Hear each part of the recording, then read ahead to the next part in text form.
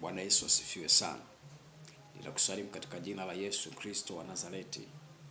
Kwa majina yangu naitwa Gibson Elizeus. Ninamshukuru Mungu kwa neema yake na kwa upendo wake wa ajabu ambao umetuwezesha tumeweza kufikia siku hii ya leo. Ninakusalimia ikiwa leo ni tarehe 8 mwezi wa kwanza mwaka 2026. Unajua toka mwaka huu umeanza bado hatujaongea. Sijazungumza na wewe. Naomba nizungumze na wewe kwa ufupi. Kwanza nikukumbushe, unakumbuka kwenye ile kitabu kile cha Wafalme wa kwanza sura ile ya 19 kwa habari za Elia, sura ya 18 na 19 kwa habari za Elia alipokuwa anapambana na wale manabii wa Ashera pamoja na manabii wa Baali. Anasema walikuwa manabii wa Ashera 400 lakini manabii wa Baali 450. Jumla walikuwa manabii 800 wameletwa na Yezebeli ambaye alikuwa ni malkia mke wa Ahabu, ambaye Ahabu alikuwa ni mfalme wa Israeli. So Biblia inaelezea vizuri zaidi kilichotokea. Unaona Elia alikuja akafunga mvua. Baada ya Elia kufunga mvua ikapita miaka 3.5 bila mvua kunyesha. Baadaye Elia akawa amejitokeza kwa neno la Bwana akamwambia Ahabu kwamba aukusanye watu wote katika mlima wa Karmeli, halafu kutakuwa na mashindano fulani ya kumshindanisha ni yupi Mungu wa kweli kati ya Mungu wa bahari na Mungu wa Elia. Tunaona mshindi alikuwa ni Mungu wa Elia. Baada ya kuwa Elia amemthibitisha Mungu wake ambaye ni Bwana wa majeshi kwamba ndiye Mungu anayepaswa kutawala na kuabudiwa katika Israeli, tunaona Elia aliwakamata manabii wale wote wa Ashera 450 pamoja na manabii wa bahari 400 wote akawaua, lakini Elia hakumuua Yezebeli. Biblia inasema Ahabu akaenda akamwambia Yezebeli kile kilichotokea. Baada ya Yezebeli kuwa amejua nini kilichotokea, Yezebeli akasema miungu anifanyie hivyo na kuzidi nisipomuondoa Elia kichwa chake. Biblia inasema Elia akakimbia akaenda kujificha. Anasema akaenda akamwacha mahali fulani mtumishi wake, alafu Elia akaenda mbele sana mwendo wa siku moja.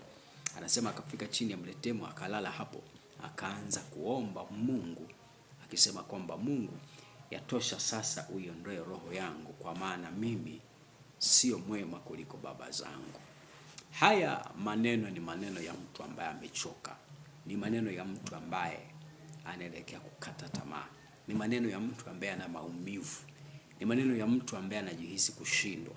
Ni maneno ya mtu ambaye anaona hawezi kuendelea tena. Ni maneno ya mtu ambaye anaona haiwezekani tena. Lakini haijapita siku kadhaa. Ni siku kadhaa tu watu wanasimuliana kwamba Elia anatamka tu moto na shuka wenyewe.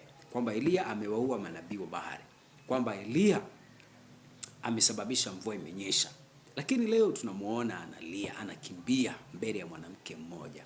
Elia anaenda kujificha. Ni kwa sababu gani? Je, ni kwa nini? Unafikiri ni kwa nini? Ni kwa nini? Unajua huu ni mwanzo wa mwaka na 2026 kiroho ni msimu mpya, ni majira mapya. Majira haya ya 2026 au msimu huu mpya utakuwa umebeba mambo makuu mawili. Jambo la kwanza, kwa mwaka huu kutakuwa kuna changamoto za kiroho ambazo zitawakabili watu. Changamoto za kiroho. Lakini jambo la pili, kutakuwa kuna neema na fursa mbalimbali za kiroho ambazo zitajitokeza kwa watu. Kwa kitu unachokihitaji, unahitaji kutafuta mafuta mapya, upako mpya na nguvu mpya ya kukusaidia kuweza kutembea katika msimu mpya.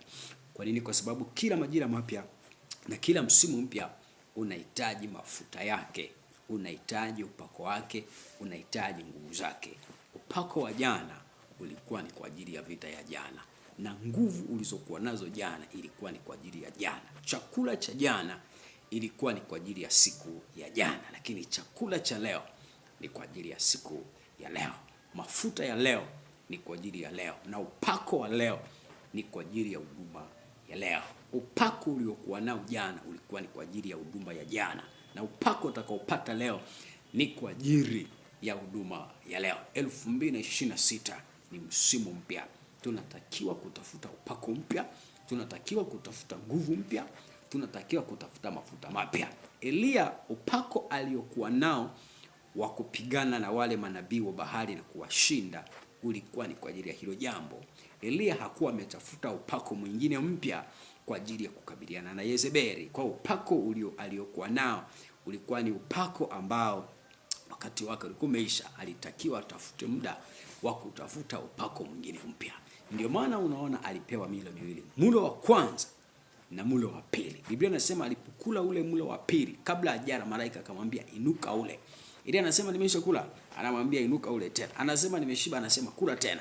Kwa nini anasema? Kwa sababu safari hii ni kubwa mno kwako. Ninakuombea katika jina la Yesu kwamba mwaka huu wa 2026 ni mwaka mkuu kwako.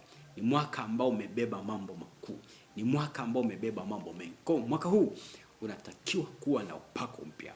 Unatakiwa kuwa na mafuta mapya.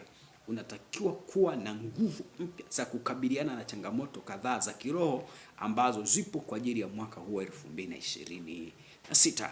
Nikuombe katika jina la Yesu kwamba kesho tarehe 9 tunaanza maombi ya siku 12. Kama utakuwa tayari, tunaweza kushirikiana pamoja na mimi. Unaweza kanipigia, namba zangu ni hizi 0746 291 638. Hebu wasiliana na mimi tuweze kujua tunafanyaje, tutaomba vipi, na nitakuelekeza mambo ya kuombea na muda ni upi. Tutakutana saa ngapi kwa ajili ya maombi na tutaombea nini. Ninakuombea katika jina la Yesu kwamba Mungu wa mbinguni aliyeziumba mbingu na nchi akujalie na akufanikishe, akupe upako mpya na mafuta mapya kwa ajili ya 2026. Ubarikiwe sana.